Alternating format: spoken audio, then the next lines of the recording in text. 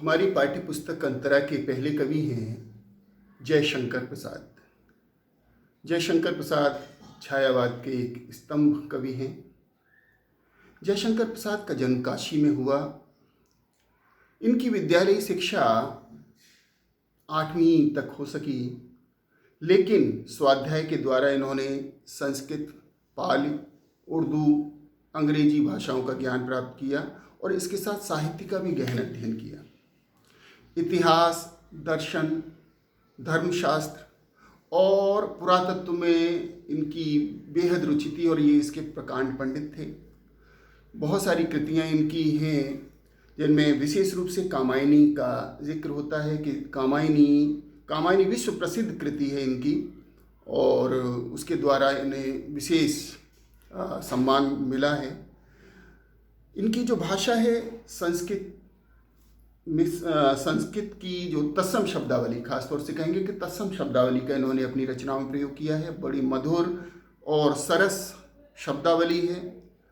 कविताओं में इनकी संगीतात्मकता है, लय है, भावना और अनुभूति से भरी हुई कविताएं हैं।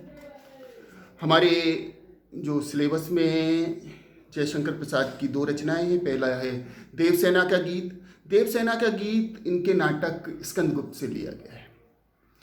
देवसेना मालवा के राजा बंधुवर्मा की बहन थी और स्कंदगुप्त को चाहती थी, जबकि स्कंदगुप्त मालवा के धन कुबेर विजया को चाहते थे।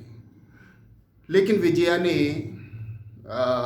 स्कंदगुप्त को अस्वीकार कर दिया, उनके प्रेम को अस्वीकार कर दिया और जीवन के अंतिम पड़ाव पर तब स्कंदगुप्त देवसेना को प्रेम निमंत्रण देते हैं तो देवसेना उसे अस्वीकार कर देती है। वहीं ये गीत, देवसेना का गीत, जब वो स्कंदगुप्त के प्रेम को अस्वीकार करती हैं तो ये गीत वहाँ से शुरू होता है कि आह वेदना मिली विदाई। देवसेना कहती है कि वो जो वेदना थी, वो जो कष्ट था, वो जो पीड़ाएं थी, प्रेम की पीड़ाएं, आज उनसे मुझे विदाई मिल गई है। मैंने भ्रमवश जीवन संचित मधुकरियों की भीख लुटाई। मधुकरियाँ जो जीवन की इच्छाएं थीं, आज उन्हें मैंने जैसे भीख में लुटा दिया स्कंदगुप्त का प्रेम अस्वीकार करके। छल छल थे संध्या के श्रमकण, श्रमकण कहते हैं पसीना, आंसू से गिरते थे प्रतिक्षण। मेरे जीवन में सिवाय कष्टों के, परेशानियों के और सूनी संध्याओं के कुछ नहीं था। मेरी यात्रा पर लेती थी, यात्रा कैसी, जीवन यात्रा, नीरवता अनंत अंगड़ाई। नीरवता यानी कि एक सन्नाटा, शांति, कुछ भी नहीं था, जीवन में कोई रस नहीं था। नीरवता अनंत अंगड़ाई, अनंत यानी कि जिस सीमाहीन, यानी कि इस जीवन में सिवाय नीरवता के, सिवाय सन्नाटे के, सिवाय तन्हाई के और कुछ नहीं था। श्रमित स्वप्न की मधुमाया में, गहन विपिन की तरु छाया में, पथिक उनीदी श्रुति में किसने यह विहा की तान उठाई। मेरा जीवन ऐसे था जैसे कि कोई परिश्रम करके, कोई श्रमिक थक हार करके घने जंगल में पेड़ों के नीचे उनीदा सा पड़ा हो। ऐसा मेरा जीवन इस समय था कि अचानक स्कंदगुप्त ने अपनी प्रेम निमंत्रण दे करके जैसे विहाग का राग छेड़ दिया हो, इस विदाई की बेला में विहाग की तान छेड़ दी। लगी सतृष्ण दीठ थी सबकी, रही बचाए फिरती कब की। मेरी आशा आह बावली, तूने खोदी सकल कमाई। सबकी ललचाई, एक समय था सबकी ललचाई दृष्टि मेरी ओर रहा करती थी। मैंने अपने आप को उनसे बचाया और आशा बनाए रखी। ऐसी आशा, बावली कहा है आशा को, क्योंकि ये जो आशा है, हम जानते हैं कि ये चीज़ हमें नहीं मिलेगी, फिर भी हम उम्मीद लगाए रहते हैं, इसलिए इसे बावला कहा है कि मेरी आशा आह बावली, तूने खोदी सकल कमाई।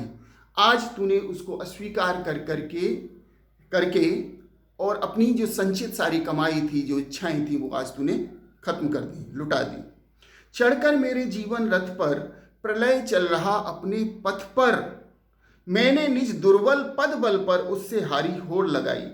हारी होड़ लगाई यानी कि मैं जानती थी कि मुझे स्कंदगुप्त शायद नहीं मिलेंगे, मतलब मैं जानती थी, लेकिन फिर भी मैं चढ़कर मेरा दुर्भाग्य एक तरफ मेरे साथ चल रहा था और मैं उस समय से, उस काल से, उस दुर्भाग्य से जैसे जानते हुए भी हारी हुई बाजी लगा रही थी, यानी प्रतिस्पर्धा कर रही थी उससे। और अंतिम बंद है इस गीत का कि लौटा लो ये अपनी थाती, मेरी करुणा हा हा खाती, विश्व न संभलेगी ये मुझसे, इससे मन की लाज गंवाई, कि मेरा यह प्रेम से भरा हृदय वापस ले लो। मेरी करुणा हाहाकार कर रही है, अब इसको संभालना मेरे वश में नहीं है। अब तो मैं अपने मन की जो लाज है, शर्म है, वो सब लुटा चुकी हैं। अब ये प्रेम ये मुझसे नहीं संभलेगा। जीवन के अंतिम क्षणों में मैं ये सब अब अस्वीकार करती हूँ।